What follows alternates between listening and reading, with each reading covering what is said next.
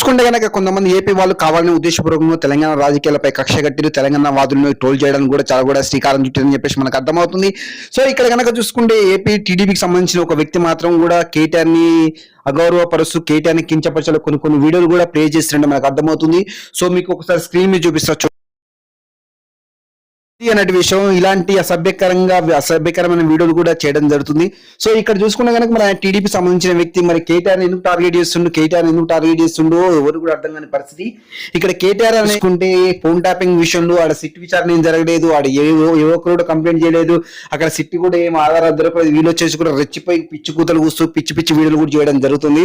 So ఎందుకు కావాలనే కేటీఆర్ ని టార్గెట్ చేస్తుంటే ఎందుకంటే తెలంగాణ వాదం ఎక్కువ ఉంది. సో తెలంగాణ వాదం ఏమన్నా తెలంగాణ జోలికి వచ్చినా ఏ ఇబ్బంది పెట్టినా కూడా కేటీఆర్ కానీ కేసీఆర్ కానీ వాళ్ళు త్వరగా స్పందిస్తారు కాబట్టి కేవలం కేటీఆర్ అని టార్గెట్ చేస్తుంటే కూడా మనకు అర్థమవుతుంది. ఇంకొక విషయం కనుక చూసుకుంటే మన మహాన్యూస్ పై దాడి కూడా సో మరి టీడీపీ కార్యకర్తని మహాన్యూస్ టీడీపీ ఫేవర్ ఉండే కాబట్టి మరి కేటీఆర్ ని డిఫేమ్ చేద్దామనే ఉద్దేశంతో మరి ఇలా చేస్తున్నా కూడా ఎవరికి అర్థం కాని పరిస్థితి.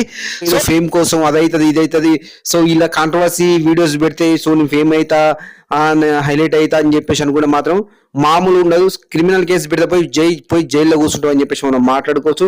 100% ఇలాంటి జరుగుతాయి. ఎందుకంటే ఇలాంటి కొడుకులు మాత్రం 100% వదిలిపెట్టకూడదు. ఎందుకంటే ఆడ సిట్టు విచారణ జరగలేదు, ఆడ ఎవరు హీరోయిన్స్ కంప్లైంట్ చేయలేదు, వేరే ఎవరు కూడా వచ్చి కంప్లైంట్ చేయలేదు, ఫోన్ ట్యాప్ అయిందని. వీళ్ళు మాత్రం వచ్చేసి కేటీఆర్ ప్రతిష్టను దెబ్బతిద్దానికి కేటీఆర్ ని డిఫేమ్ చేద్దానికి కూడా వీళ్ళు చాలా ప్రయత్నిస్తారని చెప్పేసి మనం మాట్లాడుకోవచ్చు.